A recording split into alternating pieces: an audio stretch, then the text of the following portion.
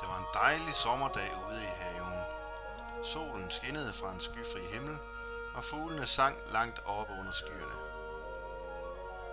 Okay, helt skyfri var der måske ikke, men i hvert fald næsten, og det er jo også godt nok. Helt bagerst i haven var der et dejligt æbletræ, og det var fyldt med saftige æbler. Der løb også en å fyldt med vand gennem haven, og over åen var der en bro. Denne dejlige dag var Alexander Salamander ude i haven for at gå en tur. Han syntes, han var lidt sulten, så han tænkte, at det kunne være dejligt med et æble. Alexander ville hen til æbletræet for at spise et æble, så han måtte over broen. Men pludselig, lige da han skulle til at gå op på broen, lød der en farlig stemme.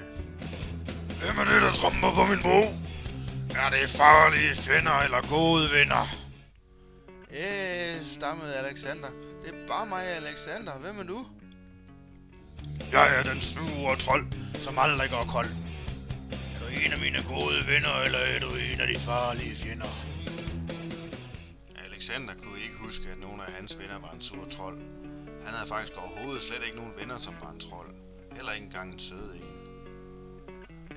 Svarede Alexander. Det er Alexander Salamander. Jeg er bare en lille bitte, og jeg skal nok lade være med at trampe hårdt, hvis jeg må komme over og spise et æble over fra æbletræet. Skreg trolden. Jeg hader dig! Nej, svarede Alexander, og tænkte på at vende om og løbe hjem til mor igen. Men så kom trolden til at tænke sig om og sagde, hey, vent lige lidt. Hvis du siger, du er så lille, så pyt da. Du må godt få lov at gå hen over broen alligevel. Så tager jeg mig bare en middagslur i stedet for at æde dig. Trolden havde nemlig fundet på en ond plan. Han ville lade Alexander æde et æble, så han kunne blive tyk og fed, og så ville trolden æde Alexander, når han ville hjem igen bagefter og skulle over broen. Hahaha, sagde trolden. Råpy, råpy, og så lød han, som om han sov. Alexander tænkte på æbler igen, og tog mod til sig. Og smooth, så listede han hen over broen, så stille han kunne. Det lød jo også til, at trolden sov, så der skete nok ikke noget. Og se lige de lækre æbler oppe på træet. Alexander havde aldrig prøvet at klatre i træer før, men han prøvede alligevel at komme op. Og det var nu ikke så svært. Alexander kravlede op på den første gren.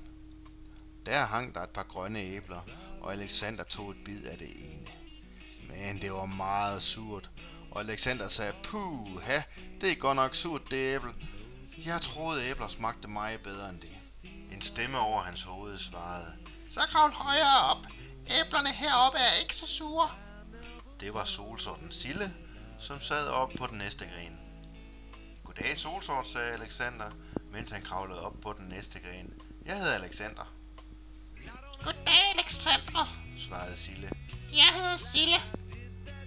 Æblerne oppe på Silles gren var nærmest gule. Alexander tog en bid. Jeg synes, de er lidt tørre, de her æbler, sagde Alexander. Nå, okay. Jeg kan bedst lide dem sådan, sagde Sille. men du kan jo prøve dem, der er helt oppe i toppen.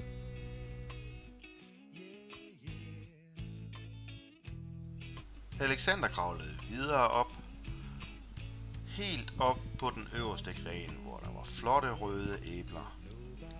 Da Alexander Salamander smagte et rødt æble, syntes han, at det smagte vidunderligt, så han spiste hele æblet. Og når man tænker på, hvor lille en salamander egentlig er, så må man sige, at et helt æble, det er rigtig meget mad til sådan en lille fyr.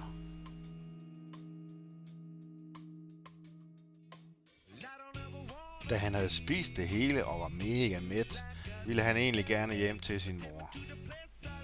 Men så kom han i tanke om, at han aldrig før havde prøvet at klatre i træer før i dag, og hvordan kravler man nedad? Det så meget sværere ud end opad. Alexander Salamander turde slet ikke kravle ned. Han var bange for at falde ned og slå sig. Hjælp, pev han. Sille, som jo sad lidt længere nede, sagde, Hvad er der, lille ven? Hjælp, jeg tør ikke kravle ned, for jeg er bange for at falde ned og slå mig.